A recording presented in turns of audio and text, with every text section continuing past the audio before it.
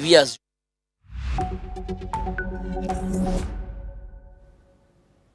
Hello and welcome. I'm Suma Katauk and you are watching News X World. Let's take a look at some of the top stories. U.S. Presidential Envoy Steve Witkoff will lead a delegation to join Gaza ceasefire and hostage talks in Egypt tomorrow, according to Egyptian Foreign Minister Badr Abdelati. Meanwhile, Qatar's Foreign Ministry spokesperson Majid Al-Ansari has criticized Israel for failing to halt operations in Gaza as outlined in U.S. President Donald Trump's peace plan. Hamas has reported positive 4-hour indirect talks with Israel in Egypt aimed at a Gaza truce, saying they are working to surmount all obstacles. According to sources close to the negotiating team, the world watches as the 2-year war, which has killed 67,000 Palestinians since the October 7, 2023 Hamas attacks, seeks a lasting deal. A Ukrainian drone strike has killed 4 civilians on a highway in the Russia-occupied part of Kherson, according to Moscow-appointed Governor Vladimir Saldo, who reported the attack targeted civilian vehicles. This comes amid escalating strikes, with Russia reporting it intercepted 209 Ukrainian drones overnight in Kursk, Nizhny Novgorod, and Belgorod, according to the Russian Defense Ministry. France's outgoing Prime Minister Sébastien Lecornu begins last-ditch talks to save his cabinet after resigning on Monday. Following rejection by allies and opponents, President Emmanuel Macron has tasked Lecornu with rallying cross-party support amid a fractured parliament. India's air safety regulator has requested details from Boeing following an emergency power system glitch on an Air India 787 Dreamliner during final approach from India to Birmingham. According to Air India statements, this incident comes months after a deadly July crash of Boeing 787 that has killed 260 people. Syrian President Ahmad al-Shara has reportedly met with Kurdish leader Mazloum Abdi in Aleppo, marking their first meeting since July following deadly clashes in Kurdish-majority districts. The meeting was also attended by U.S. envoys Tom Barak and Admiral Brad Cooper, focused on the stalled implementation of a March agreement. Canadian Prime Minister Mark Carney is traveling to Washington for his second visit this year to restart stalled trade talks with U.S. President Donald Trump, with Canada the only G7 nation yet to secure a trade deal this year, as Carney now faces pressure to secure a deal. Pope Leo XVI will make his first trip as pontiff to Turkey from November 27th to 30th, including a pilgrimage to Iznik to mark the 1700th anniversary of the First Council of Nicaea. The Vatican has announced today following this visit, he will then visit Lebanon from November 30th to December 2nd.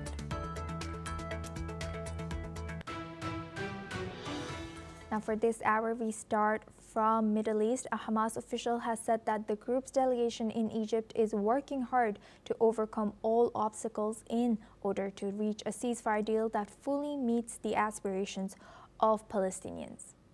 The official reaffirmed that Hamas remains serious about moving forward with a Gaza ceasefire under U.S. President Donald Trump's plan. The talks are aimed at finding a solution that addresses both the humanitarian crisis in Gaza and the political goals of the Palestinian people. Meanwhile, Qatar's Foreign Ministry spokesperson Majid Al-Ansari has stated that Israel should have already stopped military operations in Gaza. In line with Trump's proposal, he further emphasized that if Israel was truly adhering to the plan, a ceasefire should have been in place. Let's in fact listen into what he has said. الضمان هو في وجود خطة سريعة التطبيق، عملية ومتوافق عليها من قبل الأطراف وبالضمانات خاصة من الولايات المتحدة الأمريكية وبالأطراف الأخرى المنخرطة فيها. وأعتقد الآن الوقت مبكر أن نحن نتحدث عن أي بدائل لأي خطط. نحن نتحدث عن تنفيذ هذه الخطة وتطبيق هذه الخطة. الأطراف جميعها وافقت على هذه الخطة، وبالتالي ليس هناك الآن حواجز من حيث. Now for this discussion, we are joined by Aaron Levarko. He's an Israeli journalist, joins us live from Netanya. Thank you very much, Aaron, for joining us again. Good to see you. Now, so Thank you. Good to be with you. thank you. Now, what's so far? What do we know from about this negotiation that's ongoing? Among the 20 points, which have been agreed so far? If you could clarify for us. Well, actually, to begin with, when it was placed on the table by President Trump, it was not agreed with by Hamas. They said there are a number of things that we don't agree with. And that caused a lot of stir because Donald Trump was pretty adamant. He basically said, you accept this or not? It wasn't agreed with. And for that reason, Israel sent a delegation to Egypt, to Cairo. And from there, right as we're speaking now, they are in the negotiation process. So now they claim that the ceasefire should have taken effect as of now. Look, I'm not in the negotiating team. I don't know. How you doing, comrade? I don't know what all the Howard, the colonel said you went to see the Romanians. I don't know what all this. Yeah, how are they? Sorry, we can hear some other audio.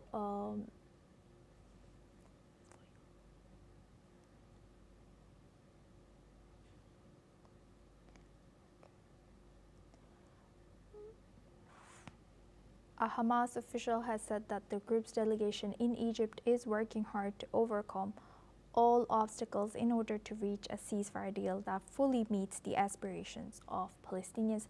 Now we go back to our guest discussion with Aaron.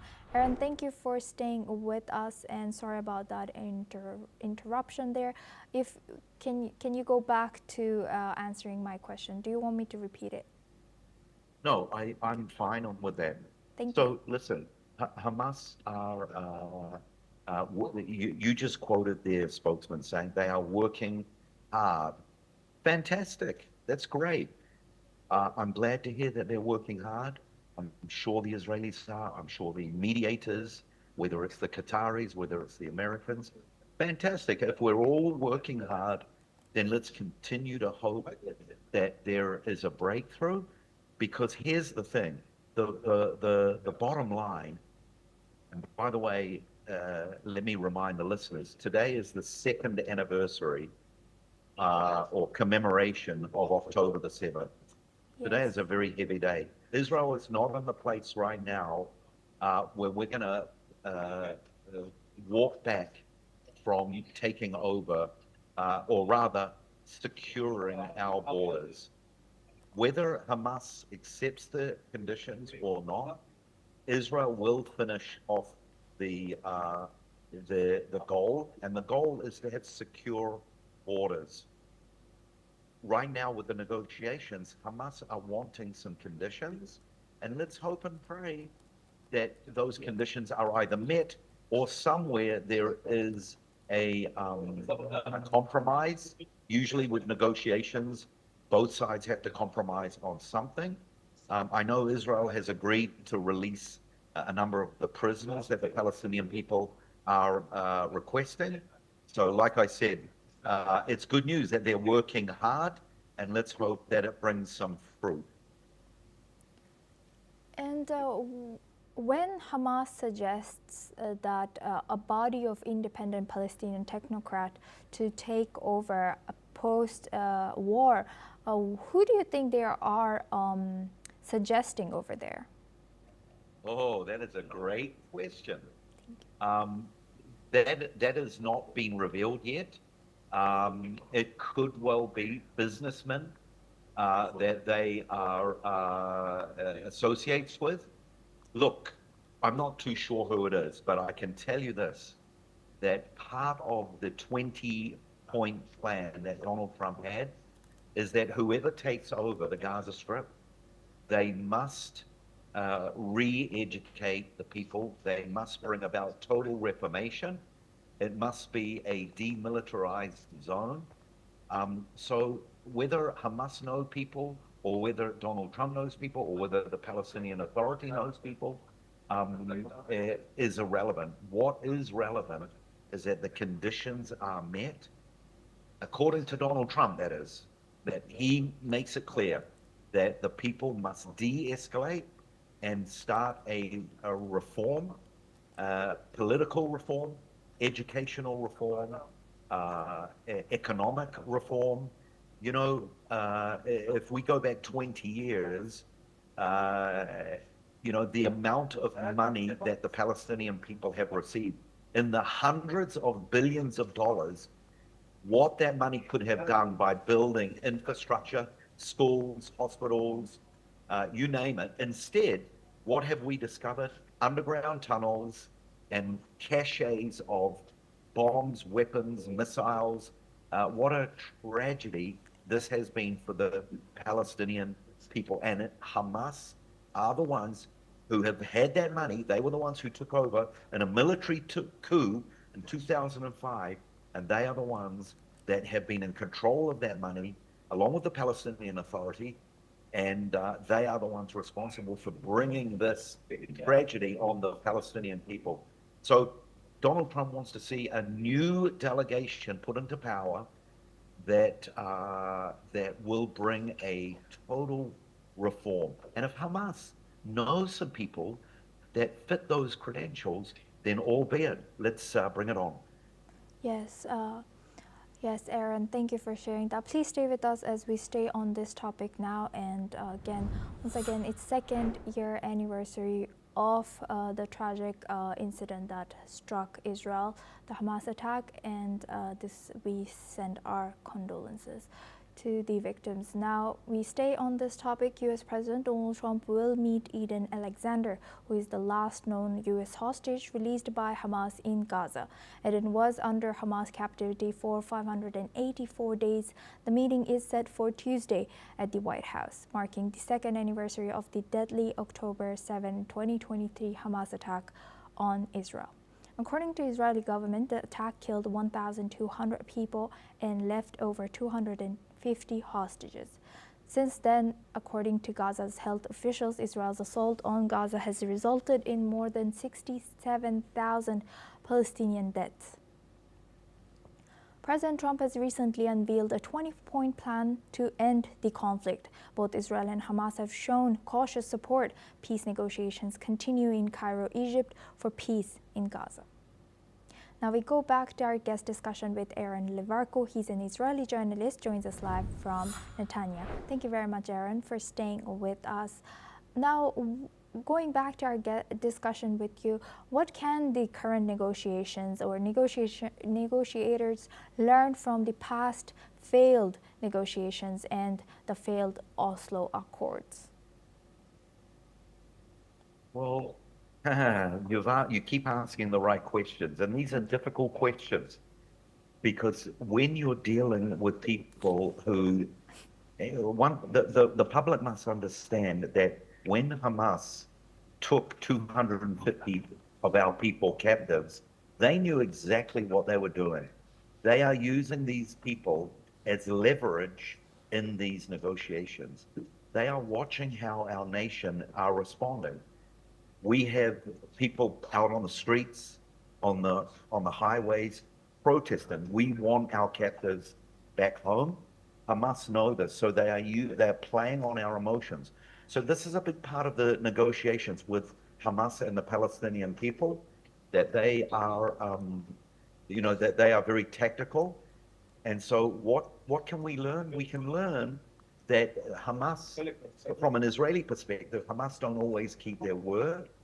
And, for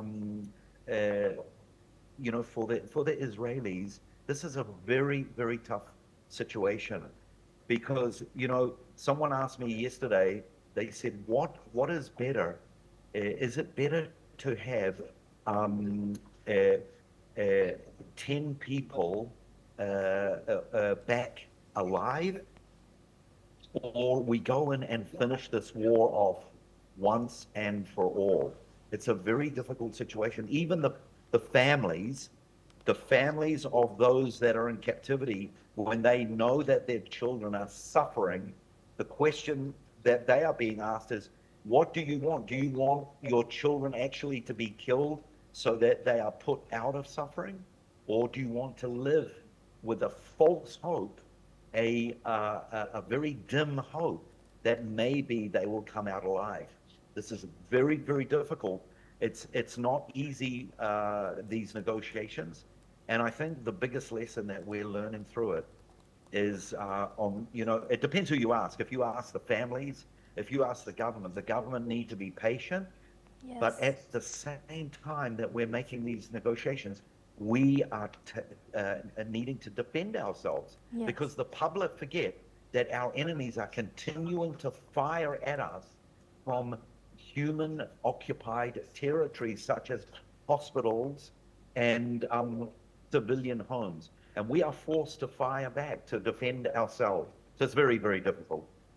Yes, Aaron, with that, I would like to thank Aaron Lavarco for joining us and sharing your insight throughout this topic. Thank you very much. Now we move on. Russia has reported that a Ukrainian drone collided with a cooling tower at the Novovoronezh nuclear power plant in Russia's Voronezh region, which borders Ukraine.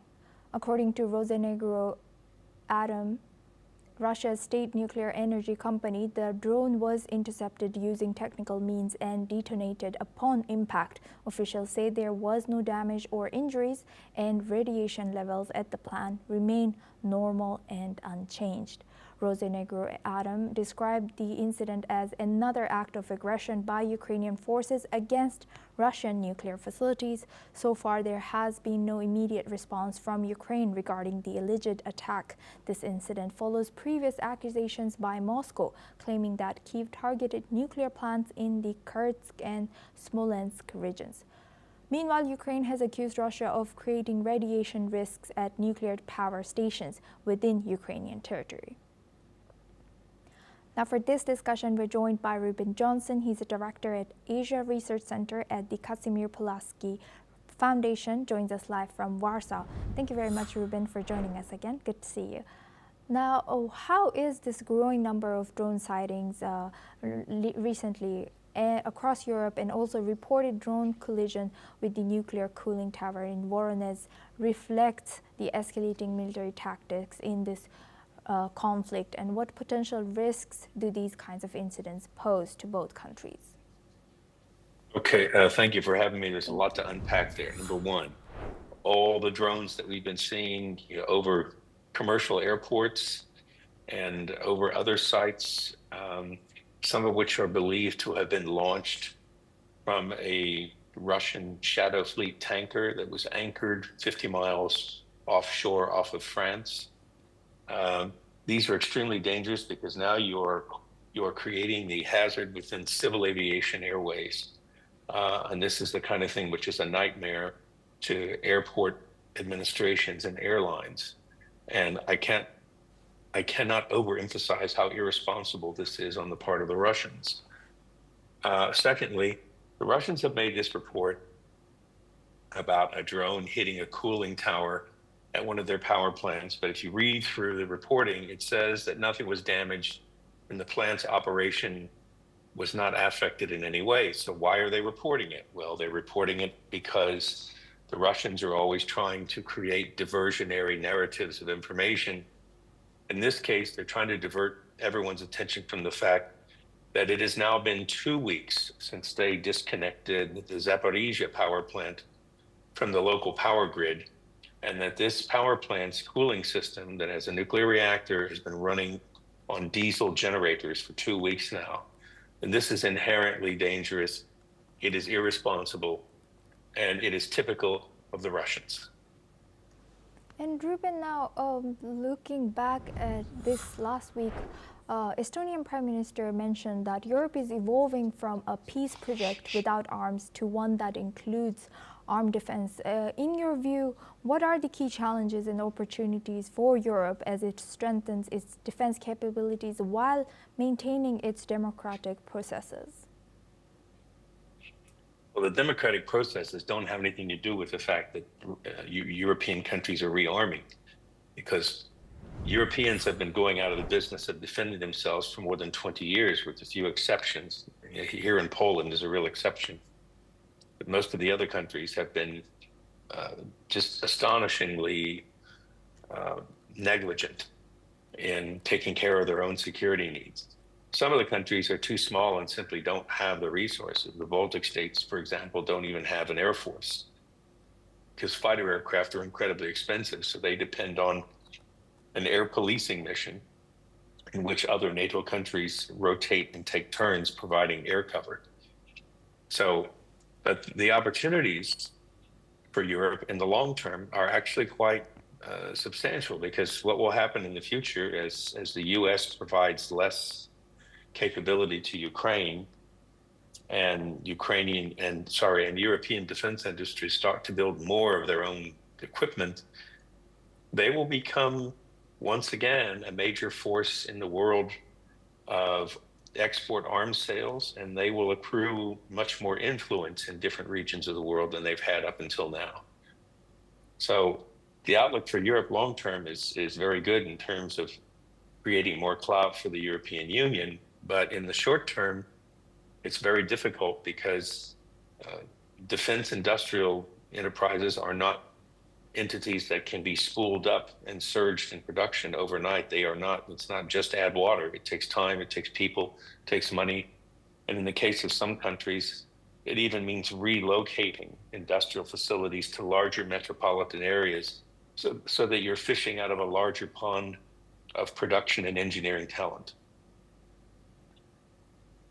And now, given the ongoing accusations and counter-accusations between Ukraine and Russia regarding their nuclear safety, what measures should be taken to ensure transparency and independent verification of nuclear safety? Well, the IAEA has been into these sites, and they keep making recommendations, and they keep writing reports that most of these international organizations have been hollowed out by the Russians, so that they have absolutely no power whatsoever to have any effect on events, to influence any kind of events. So you're really left with the situation of sanctioning Russia already more than it already is, and it's already one of the most sanctioned countries in the world. Or you start thinking about asset forfeiture, asset seizure, seizing these frozen Russian bank accounts that are in about $200 to $300 billion, depending on which countries, that are in European bank accounts frozen, or seizing other assets. They're really playing with fire here with this nuclear plant in Zaporizhia.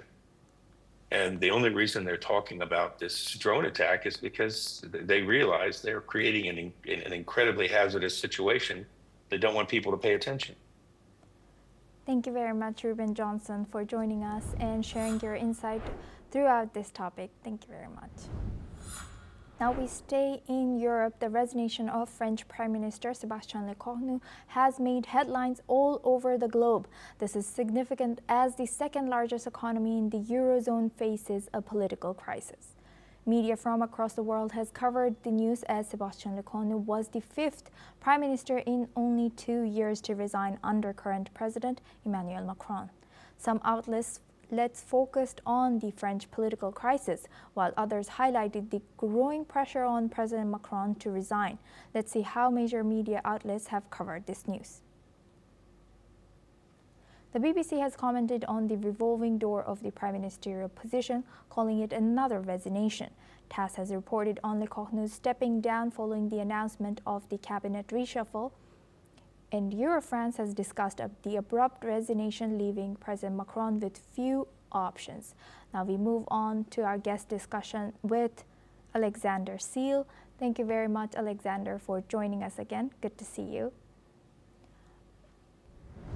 Now, Alexander, since the last time we've talked just yesterday, what more has changed, and is there hope for the current government to keep the coalition?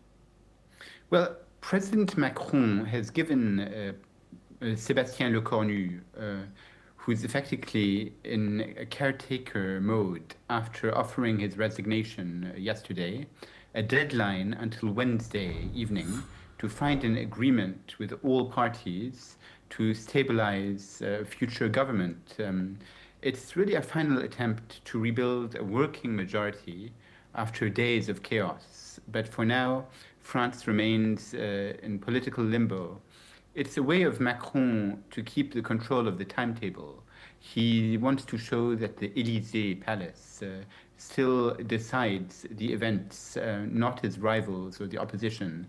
But it's also a sign of weakness. A president is forced to manage his own majority like a mediator rather than a leader. And now, given the rapid succession of prime minister resignation under current President Macron, how do you think this ongoing political instability is affecting France's international standing and credibility even within EU? Well, first of all, Le Cornu is trying to rebuild what he calls the socle commun, the core alliance of centrist and moderate MPs, deputies, to ensure the budget can pass and avoid total paralysis. He's also trying to reassure overseas territories like New Caledonia, which remain volatile. So in short, it's crisis management, not reform, just survival. And you mentioned the international press. Foreign outlets are treating it as a slow motion collapse of Macronism. The Guardian, for example, speaks of a deep political crisis, while other medias call it the clowns of Europe. So the global perception is that the French presidency, once a symbol of power, is now completely paralyzed. So France is effectively suspended between two worlds. A president who's still in office and will remain in power until 2027, but the power is slipping away. Macron's deadline to Le Cornu is less a plan than a pause button, a few days grace before the next political explosion. And with the resignation of him, do you think this signals a deeper crisis within President Macron's leadership, or is it more reflective of the broader challenges in governing a nation during turbulent times? Well, lots of Macron's allies are a bit skeptical. Yes, last night on French TV, Gabriel Attal, the former French prime minister, he criticized Emmanuel Macron. He said he doesn't really understand the French president. And the former French prime minister, Edouard Philippe, who wants to be a candidate in 2027, said there should be Macron has to step down. So Le Cornu's mediation looks almost impossible. The parliamentary arithmetic simply doesn't work anymore. So opposition parties like the left are demanding Macron to name a left-wing prime minister. So Emmanuel Macron has several options. He can either name another prime minister, but the future prime minister might be censored. He could name a left-wing prime minister, or he could call snap elections. He called snap elections last year, but the far-right party, they won the first round, and the left-wing party, the far-left party, won the second round. So Macron should name a left-wing prime minister to respect the votes of the people. Lastly, Alexander, how are French media outlets covering or framing this political crisis? And do you think their coverage has influenced public perception? I don't think so. I think each TV channel, there are 4 rolling news channels in France. They're covering this crisis. It's a historic moment that a French prime minister who was in office for 27 days resigned, and a government who was in place just for a night, and the next day Le Cornu had to resign. So really, French channels are covering it in different ways, different political outcomes, and French people are really bored. They want a change in policy, but Macron has to speak to the people. I think he has to give a TV interview for people to be reassured. Right, we will be looking into that. Thank you very much, Alexander Seal, for joining us and sharing that insight. Now we move on and we stay in Asia. Russia has urged the eradication of terrorism in Afghanistan to ensure its territory is not used to threaten the security of neighboring countries and others outside the region. Following the 7th round of Moscow consultations on Afghanistan, Russia's foreign ministry has called for stronger counter-terrorism cooperation at both bilateral and multilateral levels. The participants emphasized the importance of supporting Afghanistan in taking comprehensive measures to eradicate terrorism.